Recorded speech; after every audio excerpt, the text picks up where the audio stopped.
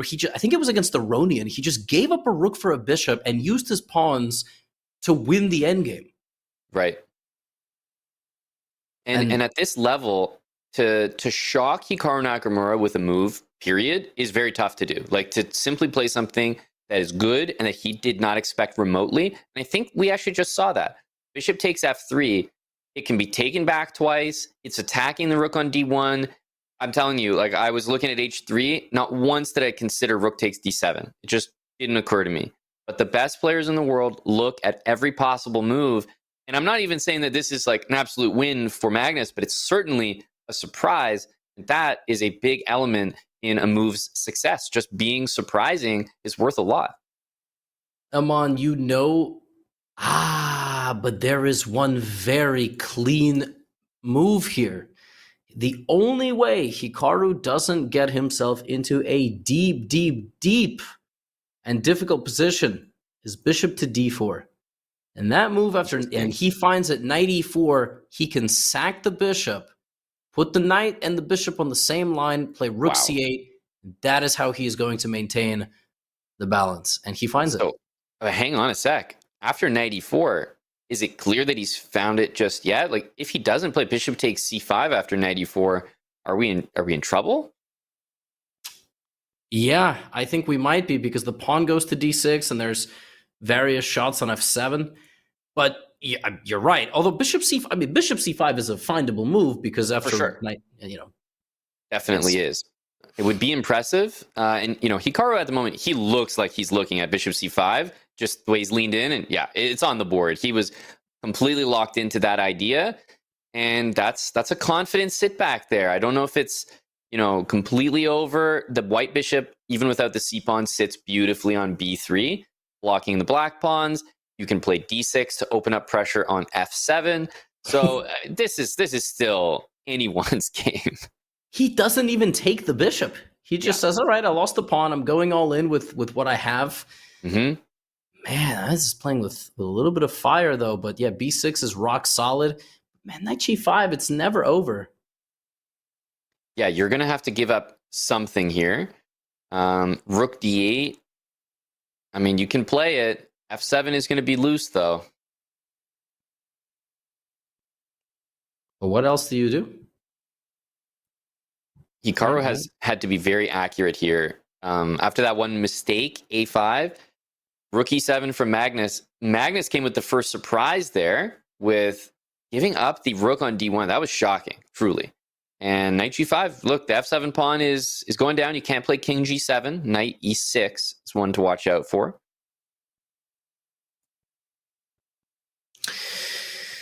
I think there is just not enough material for a truly devastating attack. I think Hikaru is very, very good at coming up with concepts like h6, knight takes, and then getting the king out of the way and kind of walking it forward. But he just has to stay focused. That's really the thing in one of these games. You relax for a second, and there's some trick, and this pawn is 2 squares away from queening. The opposite colored bishop endgame, we should point out here, Aman, if it was rook and bishop versus rook and bishop with a pawn on d7, not easy. No, not at all. And then the white king, by the way, will walk on the light squares. Yeah, it could make it all the way up. It's 1-1 right now. It's a race to 2.5 points in this one. And if it's tied 2-2 after the best of 4, we will once again have Armageddon. Magnus is he looking at that as well? Like, what kind of face is this? It's not even his turn. Is he just like, okay, wow, allowing knight e6? I mean, believe me, very intentional allowing knight e6 here. It has to be. So I just sitting here being like, wait a minute, why? Everything else looked too scary, I think, right? Like f7 pawn falling, he'd rather play a position where it doesn't look like white has any moves, right? Come on. Would you take, why is or would you go knight e6? f4? This is huh? So again, we have live feedback here for the audience, and Hikaru's move is given a big question mark because white can just improve and do nothing. Stop highlighting it. I feel like you're Yeah, I knew it. That's such a Magnus move. Just improving the position and saying, you've got no moves. Rook d8, knight e6 is now game over. f7 is still hanging. King f6 is not playable. What pieces do you have left? Literally, the difference between the previous position and this one is that h6 was more forcing. It forced white into capturing this pawn, and then black had to find this king walk. This is just this is a Magnus move. I'm going to take on f7 or play knight e6 when I want, and my pawns in the long run are going to be the difference maker here, and my pawn's not hanging. Crazy. What a move.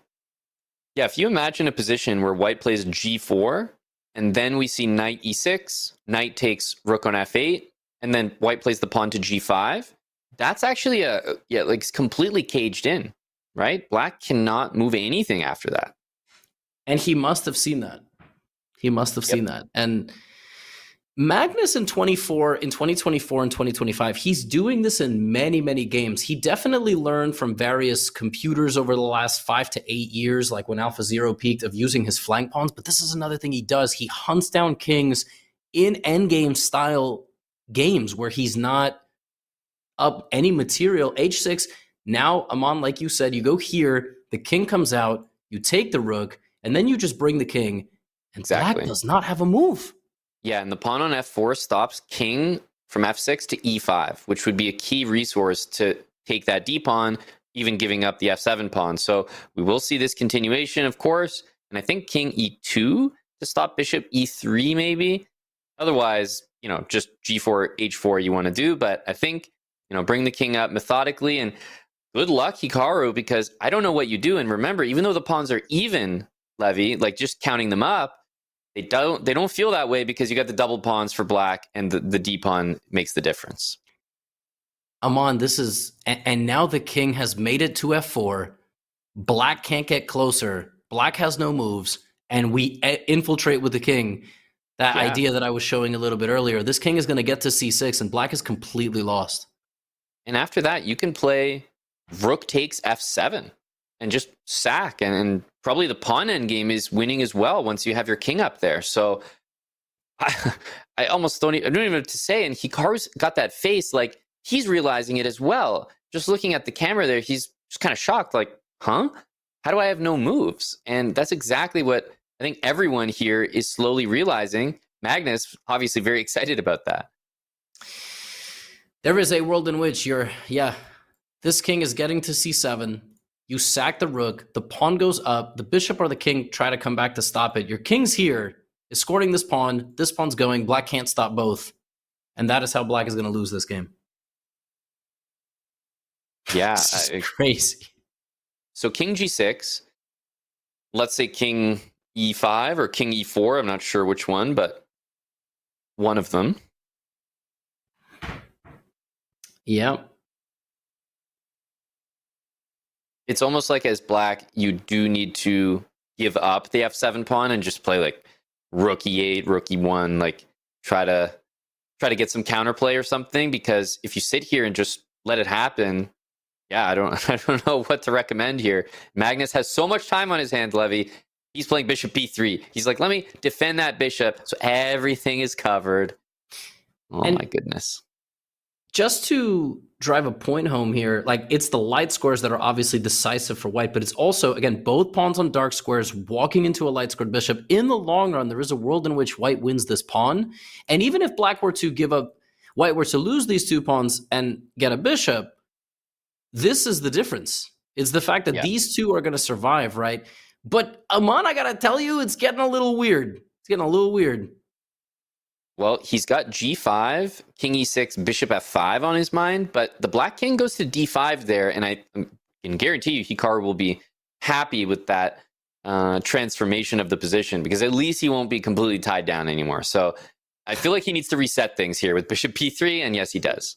He's not doing this. That is the winning plan. In fact, it's the only winning plan. He's looking at it and he doesn't like it because I guess the rook is going to get off the back rank and or rather off of passivity, but also the king is going to walk to this pawn. But actually, and he might just be forced into this. Yeah, he definitely has to do it. Now, the thing about king d5 is you're blocking bishop from hitting f7. but you need to do it. It's a necessary move. King c6. The g pawn doesn't matter. Yeah, Hikaru can't believe it. This is really, yeah, king c6, and I mean, it looks like you've made a mistake, Amon. It looks like the pawn's going, but it's too slow. Yeah, actually, even worse than king c6 is d7, rook e8, and if the bishop goes to c7, then you've got king c6. This is also what I was talking about for everybody, right? Bishop takes this. It's these two. It's the fact that they're never going to be broken apart by the pawns for black. If these pawns were on a4, b5, you start pushing them. It's actually possible, but bishop d6 here is just game over. I mean, white will win that very easily. I don't see a path forward because even if you try to play, for example, like bishop g3 to h4, white plays d7, rook e8, and the black rook on f8 just doesn't have anywhere to go. So yeah, you can't even play that, like to cover d8 and sack the bishop for the pawn there. No, you have to take it now. Amazing. And Magnus getting it done from a position where that was an unbelievable move earlier. I'm still thinking about it when Hikaru took the knight on f3 and Magnus just ignored it.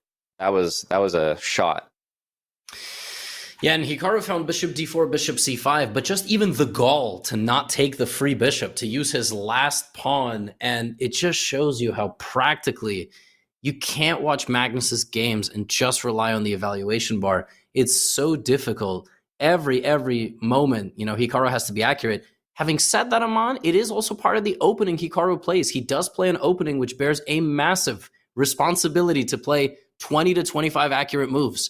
And if you slip up for a second against the right opponent, which in this case basically is only Magnus Carlsen, you may lose. And this is exactly what we were talking about the first time they played this opening in this match. It was actually just a beautiful game by Hikaru. And it's like, yeah, he's going to have these amazing games in this line, but he's also risking a lot. And we've seen both sides of the coin. Beautiful defense, amazing compensation, almost a win. And then in this case, unfortunately, just up against it here, down 2 minutes, and the pawn is marching down. Magnus demonstrating a level of patience here. He's not rushing like, yeah, okay, you could play rook f8 here and blunder rook. That's actually not even a blunder because at the end you have a check, which is kind of absurd. But yeah, you can't actually even blunder this position if you tried, Levy. It's just not possible. You can't take the pawn because of a fork. Oh my god. Just brutal. Yeah, and rook c8 is coming to, I think, ice this one. b5, I think, is the only move to try. Pawn to b5, giving the bishop an extra couple squares there. Yeah, bishop. Okay, and now rook c8 is the only move. Got to really lock in here and find this attack on the bishop. Yeah, rook c8, the bishop moves somewhere, and I wonder what we do from there. I guess you can keep attacking the bishop. The bishop can't really go to a5 that nicely because there's a rook c5 check coming up.